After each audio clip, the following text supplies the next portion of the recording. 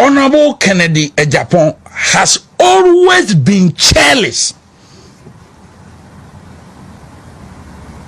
Omunipa.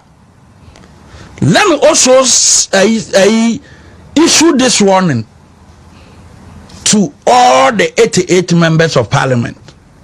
Say ye babe form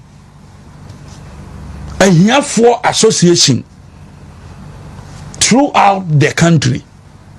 To say me was sikawo MPP mono edoso. Every constituency biano ye benya a Nyafo omanya voice. Na MP a wobekwa akodi sikani na chie no ye beja kwan. I'm telling me repeat me say every constituency biano ye be form a Nyafo association. Ese say Nyafo free ase kasa na Nyafo na to aba MPC ya mo wamra se bedwamu yi Nyafo na dem koye na kobom nsuo kodi sikani na chi no wia wabeka kire se constituency fo no ya Nyafo ono na wo sika ono nkwa na se okasa kodi na chi na eduru ho abete yenka eduru ho constituency no me I will storm there. Strong ho na me storm wa obeti bia nwia me ba constituency Ghana aba bia ni wa ye ni Abronye o me ba be do them e wo control I won't hide it. Anyafo association no we are come to take over MPP near the MPP aba power 2028 and market ekuo no MPP for ya breaking the Agyapong. Obia one ni benya asem bia wo MPP mu no one na akomea konye o so ne feedi na akomea one na atosi nya problem na atosi udrosi kakraka me na mehwew one ya adoma ko ba fi o se ya adoma ko ba fi ye hiani me ho na agiska to aduane di one chairman kutia wanya ne ba bi ko ogu so da adakam sikani bi anchen chairman kutia wate se wakasa da se chairman kutian support no nti one papa na ya aka besin na omo nka asemfo mienu papa na wuhye frigim because chairman kutin ko support ba homia nti one na ya aka. That is Kennedy Agyapong for you.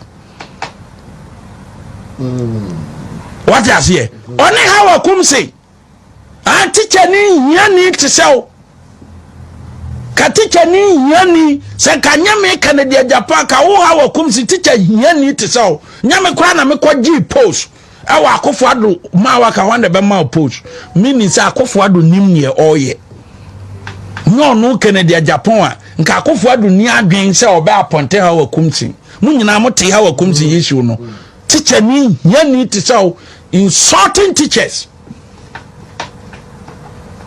O trade de na wo me na ma obedi MP me na ma waduane MPP mo to aduane ama obia wa finance party ni cha obia nya bia me bisa na anwumre da bia ma finance MPP no what da sorry da kurubi ma Kennedy Agyapong afre MPP fo nyina se me nso we na manya free MPP wo what be da maybe so on TV that how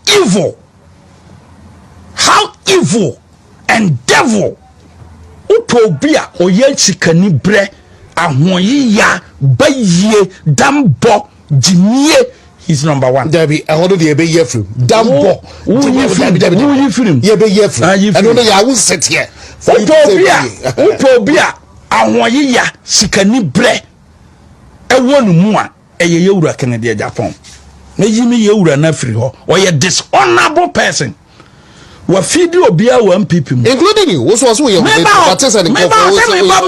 very ungrateful tie me me no wodi nkoma nka se wate se ne nkrofo I am the type of keke me target to se me no wo ko a o errand boys I don't respond to them hwem ye. That is why I mean Mahama on to me defeat me. What on to me defeat me that. You know why? Me no son to come on. Oh boys, you know. I have no time. Because oh boys in the office oh boys here.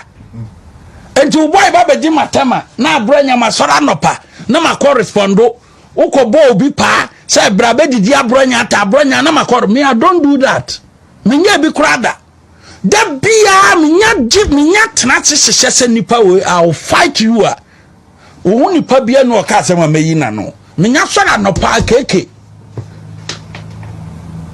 kwasin kansa ma wiyo na nipa ntie arrogance ene die duru ba bia ere yeduri raging ha mu say me two me nine ko single constituency akọ ka kire obi say yento aba ma candidate bi mu wuye mu amene mutena da mu kura di mu say me fro obi say to aba ma particular candidate but ebinum de me din ko ye campaign wie ye no omo wie ye no na o ma konkran Abronye no na agiba omia campaign ayere ba no kura ne say omo ba mo ho campaign omo say Abronye ne soma mo omo say Abronye ne soma say ye meye campaign ko meboa eyese mo di ho adanse ye say ma miema no amfro obia sa nkrofo no so omo ye sa di medin ba ye ro ekena omo beba mo ho but this time no omo ye ma mebuafu na mom mo obi nkodi obi atem ukodi do obi atem wie na so wie a wo se yenkoye a unity I mean say unity no eye ayi mo ana mo kreti Professor Makwe report o se ye kwa abato a ensema ye ka no eno na no andisi fo ye re eyusutie na mom wo ya propaganda na obi be yi ano dia entena social media say who didn't panatem na wie a wa bakasa memfa wadamfo media I'm telling you the truth obi anye be man chobia ba party nti enipa bi tumi kasa te so omo member omo nya member a back contributions yen sika omo tumi be mu kosesere and they talk as if the whole world is for them. It's not for them. And yet like some of them cannot even speak the way they speak because bam fie kura wo fari ebi mo ya talk as ma wo mo on ba ro be too long. You see your penokura mom yanka I will not respect you, but may respond to anybody. And yes, I can show down. Anybody akuma wasro ekasa ye pememo party mu yankomo ye ma. Minisa was ka minsle sika. Mo here for promotion mu dibi kasa kokugro so. Ye sika for. Please. Who born dog? Number to me talk anyhow. Who born dog? Number to me talk anyhow.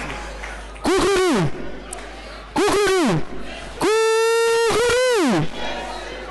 Sisi ya do so no. On say 2023 presidential elections no or contested bi. Yenia ya die nyina peku transport.